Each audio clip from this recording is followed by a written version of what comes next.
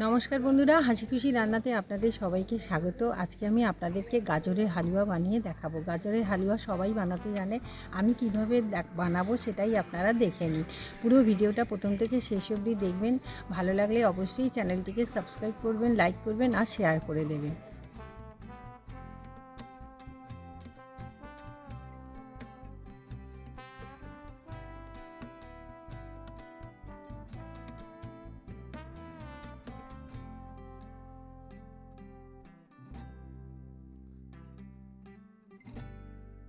গাজরটাকে ঘি দিয়ে আমি ভালো করে ভেজে নেব।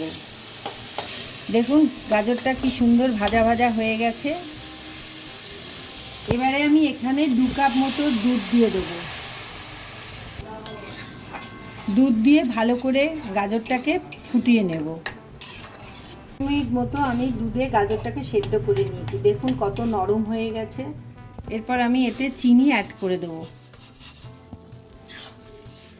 চিনি দেওয়ার পর ভালো করে গাজরটাকে নাড়িয়ে নেব।